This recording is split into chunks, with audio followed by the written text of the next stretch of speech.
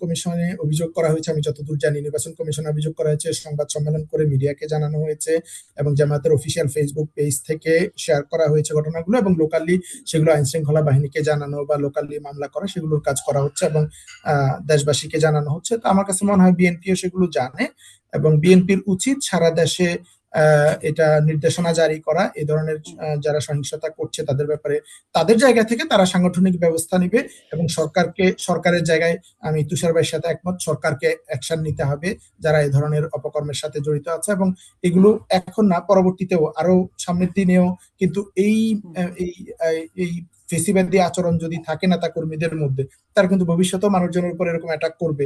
এইটা থেকে আমাদের বের হতে হবে। যে নির্বাচনে জয়ী হয়েছি বলে জনাব আমি শফির আহমেদ, কিন্তু একটা জায়গা থেকে বের হওয়া হয় নাই, সেটা হচ্ছে যে এই যে সংস্কৃতি আছে যে নির্বাচনে পরাজিত পক্ষ বরাবরই কারচুপির অভিযোগ করে, মানে যে হেরে যায় সে কারচুপির অভিযোগ করে, সেই সংস্কৃতিটা আমরা এখনো দেখতে পাচ্ছি। মানে জামাত ইসলাম এবার ইতিহাসের সেরা নির্বাচন করেছে। জামাত ইসলাম সবচেয়ে বেশি সিট পেয়েছে, সবচেয়ে বেশি ভোট পেয়েছে।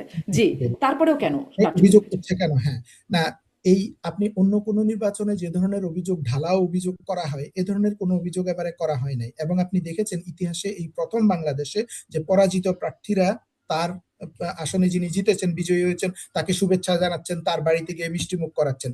এটা আপনি বাংলাদেশের ইতিহাসে কখনোই দেখেন নাই। আমি অ্যাডভোকেট শিশির মনির ক্ষেত্রে দেখেছি, বগুড়ায় নূর মোহাম্মদের ক্ষেত্রে দেখেছি, তারপরে এবি পার্টির বেশরে ফুয়াদের ক্ষেত্রে দেখেছি, আরো অনেকেই এরকম তাদের প্রতিপক্ষ যিনি বিজয়ী হয়েছে তাকে এরকম শুভেচ্ছা ব্যক্তি কেন্দ্রিক আমরা দেখেছি আসলে কিছু কিছু ঘটনা আগেও জানিয়েছেন। ঘটেছে।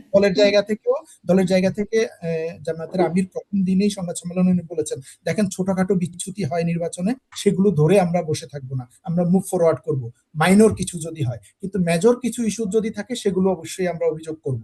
সো মাইনর ইস্যুস নিয়ে কোথায় ওই ছোটখাটো, যেমন ধরেন অনেক জায়গায় হয়েছে যে ব্যালট বই ছিনতাই করে নিয়ে সিল মেরেছে ধানের শীষে, কোনো জায়গায় কিছু সহিংসতা হয়েছে, দুই একটা কেন্দ্র দখল হয়েছে, এ ধরনের ঘটনা হয়েছে। জামাত কিন্তু এগুলো ধরে বসে থাকে নাই, যে এরকম কিছু টুকটাক বিচ্ছিন্ন ঘটনা ঘটতেই পারে, বরং জামাত বলছে আমরা দায়িত্বশীল বিরোধী দল হিসেবে দায়িত্ব পালন করব। মেজর যে অভিযোগগুলো আসছে কিছু আসনের ক্ষেত্রে, যেখানে শুধুমাত্র সিটি ব্যাংকে অ্যাকাউন্ট থাকলেই করতে পারবেন গুগল পে, তাই অ্যাকাউন্ট খুলুন আজই। অভিযোগ করা হচ্ছে ইলেকশন ইঞ্জিনিয়ারিং করে হারিয়ে দেওয়া হয়েছে কিছু আসনে, যেমন ধরেন ঢাকা 8 বা এরকম কিছু, ঢাকা 13তে যেমন একবার মামুনুল হককে পাস ঘোষণা করা হয়েছে, আবার ববি হাজ্জাজকে ঘোষণা করা হয়েছে। ঢাকা 8-এ লম্বা সময় ধরে গণনাই বন্ধ করে রাখা হয়েছে, বিপরীত পক্ষের প্রার্থী যিনি এখন বিজয়ী ঘোষণা করা হয়েছে ওনার নিজের এবং নিজের আত্মীয় স্বজন দলের নেতাদের মাধ্যমে হস্তক্ষেপ করে। তো এই ধরনের কিছু গণনার ক্ষেত্রে কিছু অভিযোগ আসছে, অভিযোগগুলো বিএনপির বিরুদ্ধে না, অভিযোগগুলো নির্বাচন কমিশনের বিরুদ্ধে। এবং আমি মনে করি বিএনপি প্রভাব খাটিয়েছে, কেউ বলেছে, অভিযোগ করেছে, আমি মনে করি নির্বাচন কমিশনের এগুলো আমলে নেওয়া উচিত, কোনো কারণে যেন আমাদের এই ঐতিহাসিক নির্বাচনটা ফেসিবাদ উত্তর ডেমোক্রেটিক ট্রানজিশনের সময়ে নির্বাচনটা বিতর্কিত থেকে না যায়। এই অভিযোগকে আমি ঢালাওভাবে অতীতের যে অভিযোগ যে আমরা হেরে গেছি মানে আমি নির্বাচন মানি না, সূক্ষ্ম কারচুপি, স্থূল কারচুপি, বা আমি বয়কট করলাম, এই ধরনের কথা আমি দেখিনি। বরং জামাত ইসলামী থেকে বলা হয়েছে আমরা দায়িত্বশীল অপোনেন্ট হিসাবে আমরা ভূমিকা পালন করব। জি, আমলে নেওয়া উচিত বলছেন আপনি, কিন্তু আমি এটাও প্রশ্ন রাখতে চাই আপনার কাছে, আমলে নিয়ে কি মানে গেজেট প্রকাশের পর অতীতে আমরা দেখি নাই আর কি খুব বেশি যে কিছু করবার থাকে বলেও।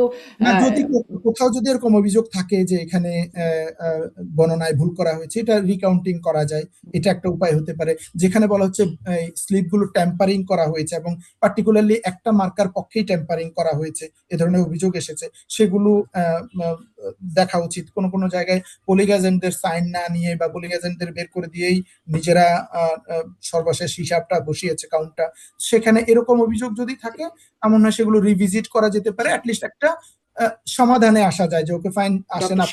অনেক ধন্যবাদ। আমি ডাক্তার আব্দুল নূর তুষার আপনার কাছে একটু এটা জানতে চাই যে আসলে কারচুপির অভিযোগগুলোকে আপনি কিভাবে বিশ্লেষণ করছেন? আপনার কি মনে হচ্ছে যে 30টি আসনে কারচুপির মানে অভিযোগ করেছেন, ফলাফল বদলানোর বা ফলাফলের উপর প্রভাব খাটানোর অভিযোগ করছেন যে আমার জোট এর পক্ষ থেকে এটা বিশেষ করে বলা হচ্ছে, আসলে কি বলবেন এই অভিযোগ প্রসঙ্গে?